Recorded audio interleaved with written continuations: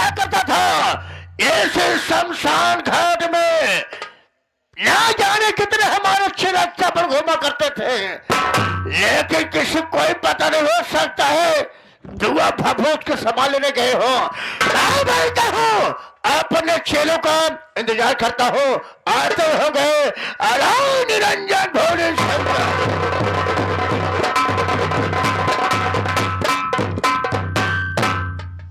गुरु गोरखनाथ की जय। अलग अलग इंजन अलग अलग इंजन नहीं, अलग निरंजन, अलग अलग इंजन। ये बताओ कहाँ गए थे?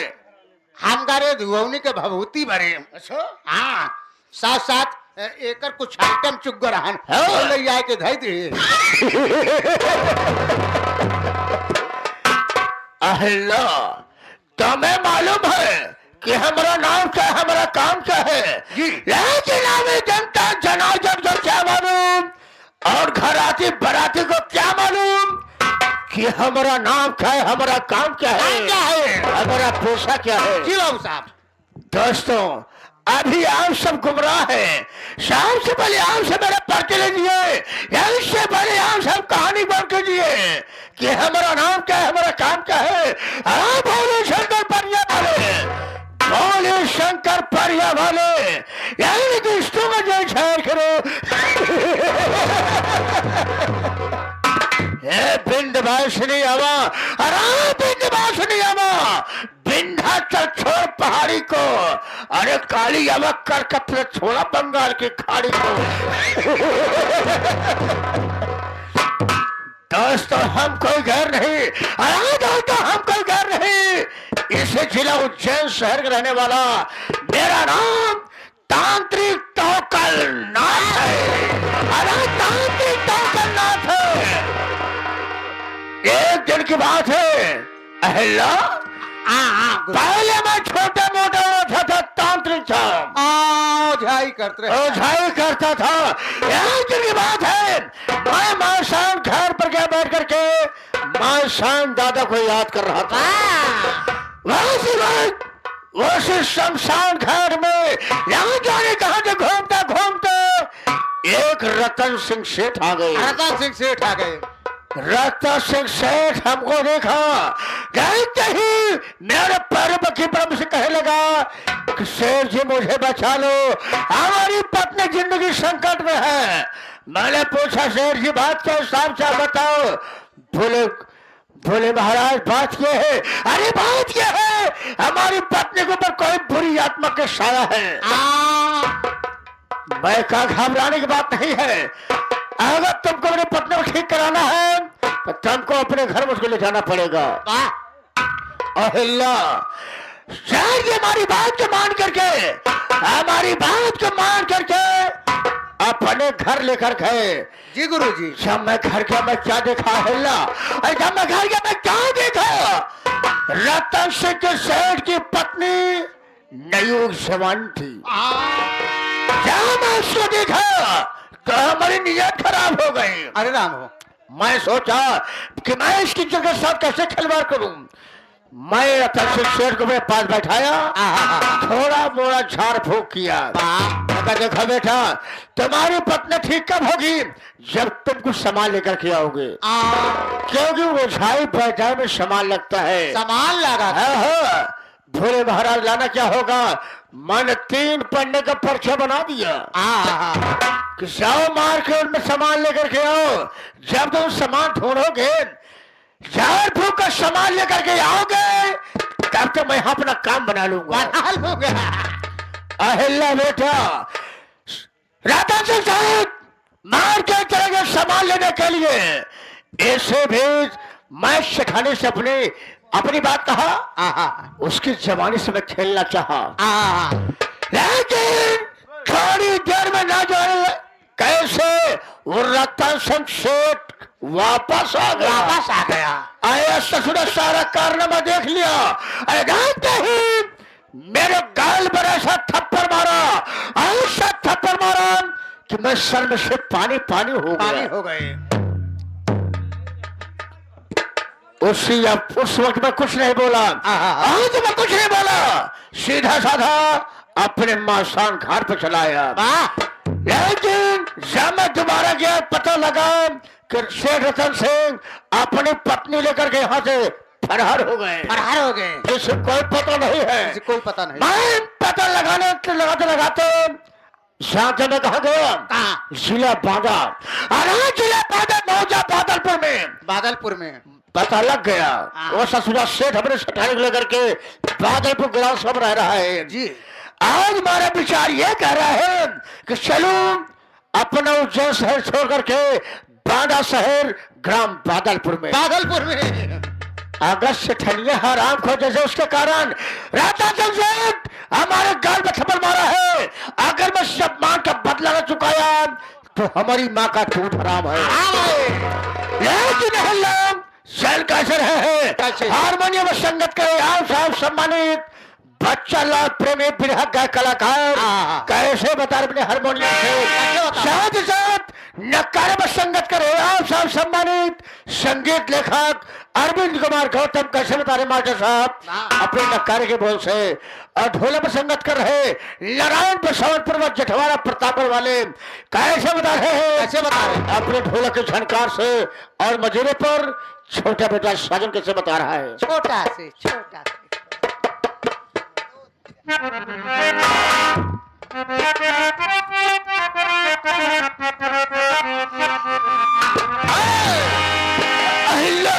सबका समय होता है। गुरु जी, हमारा समय ये था, उस समय में जब मैं उठाई कर रहा था हमसे पूछो जब वो रतन सिंह सेठ हमारे गल में थप्पड़ मारा तो हमारे पर क्या गुजरी होगी बड़ी बदनामी हुई और क्या अपने आप को शर्मिंदा हो गया जी। कैसे बता रहे मास्टर साहब,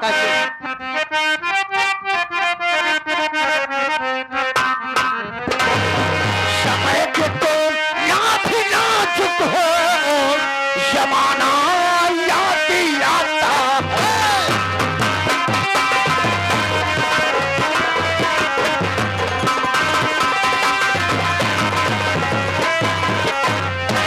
समय कितना भी नाजुक हो अरे जमाना याद आता है। समय कितना भी नाजुक हो जमाना याद आता है। महाभारत में अर्जुन का निशाना याद आता है।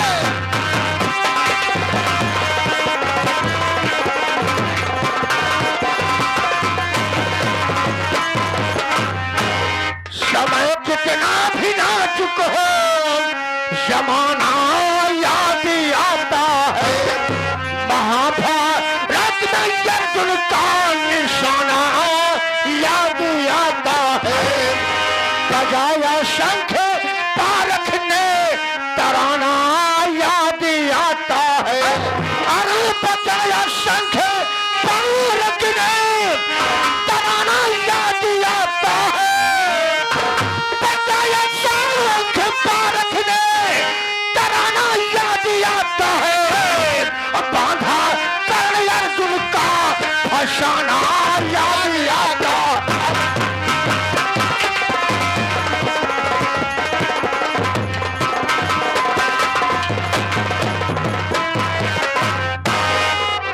सभी जनता को हमारी पूरे पार्टी से आपकी सुनो में नमन बंदन प्रणाम बा। भैया बबुआरा हमारा नाम रतन कलीबा जो कि आप लोग जबलपुर के रहने वाली है, लेकिन हम तोशी से क्या बताई जबलपुर शहर में रहने वाली मैं हूं और हमारा गांव आप लोग सुनिए जलालपुर के रहने वाली है। हमारी दुश्मनी हमारे ससुराल में हुई क्यों आपसे बताऊं क्या दुश्मनी आखिर हुई ससुराली में हमारे नैहरे में नहीं हमारे बल्कि जहां राहत रहे हुआ दुश्मनी हुई। हमने किसी से प्यार करना शुरू कर दिया। जब हमने प्यार किसी से करना शुरू कर दिया धीरे धीरे धीरे धीरे हमारे परिवार को हानि हमारे पति को जानकारी हो गई। हमारे पतिदेव हमको सताने लगे। मैंने सोचा कि अगर मैं ये परिवार को तहस नहस ना कर दूंगी, आखिर जब पति से इच्छा ना भरी पति से मान सम्मान नहीं मिली, बहुत धन होए, बहुत दौलत होए, अगर पत्नी को सुख न दे पाए तो ऐसे पति कोने काम को आप आग लगा दो उस घर को, लाग लगा दो उस घर को, शमशान घाट बना दो, अब सारी दौलत अपने कब्जे में कर लो। मैंने सोची कि परिवार को शमशान घाट नहीं बनाओगी तब तक की सारी दौलत हासिल नहीं होगी। मैंने सोची कि हमारा पति जब जान गया है पूरे परिवार में शोर मचा देगा तो हमारा मान सम्मान, हमारे माँ बाप को सब चला जाएगा। मैंने अपने पति को रात में खाना बनाई और खाना बना के सबको, पूरे परिवार, मैंने दिन में खाना बना के, जब इंसान जब तैयार हुए ड्यूटी जाने के लिए, मैंने खाना बना के सबके खाना में जहर मिला दिया। सब चारों प्राणी खत्म हो गए लेकिन परिवार में एक सदस्य बचा। वो कि मेरा देवर था, वो कॉलेज गया था, वो बच गया। तब गांव वाले धीरे धीरे जानकारी हुई तो उससे पहले मैंने भागने की कोशिश किया। गांव वाले जान पाए कि रतन कली सबको मार डाला। जब हमारी ओर दौड़ने को कोशिश किए, मैंने तत्काल वहां से भागकर अपने नैहर चली आई तो उससे सबसे कहा बताई, हमार भाई भौजाई खत्म हो गए हमारे पास, तो उसे कहा बताई, दुईटी भतीज हैं, बड़ा मैगर हैं, इतना मैगर हैं, भगवान करे सबका बेटवा भतीज ऐसे मिले जैसे हमार भतीज मिला है। लेकिन हमारे दिल के तमन्ना बा, अब का बताई, कैसे खुशहाल रहा पतो हमारे, ऐसे हमार बेटवा। हाँ के बुआ तोहार खुरी छुई। पगलवा तोनहान का बोली सुन के तना माया हुआ था। नैहरे में रहाई के मतलब सबका मिलाए के रहाई के बड़ा था। वैसे बुआ तू बुढ़ाई भले गई है लेकिन अब नीच लागत। सुन पहले तो नहान सोचत होगा कि कहीं मनई मर गया, शौक श्रृंगार कहे करेगा, काहे छिनार करत हो? छिनार नहीं है श्रृंगार। ये बड़े श्रृंगार अगर न करे रहा भाई तो बताओ हमनी कैसे लागब? निक कैसे लगबू? अके बरक श्रृंगार करे चाहिए, मनई मारा तुम्हारा श्रृंगार का छूट जाएगा।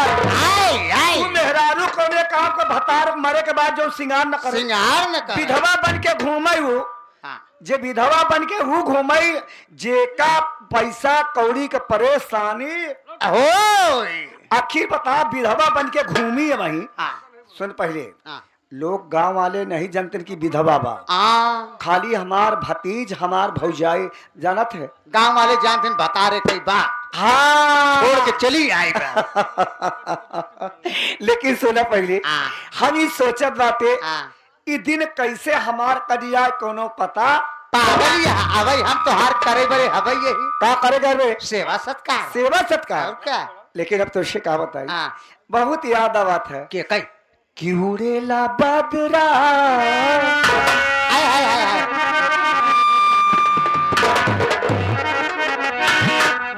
उड़ेला बदरा, उड़ेला बदरा हमारे नैहरे की ओरिया राम, उड़ेला बदरा हमारे।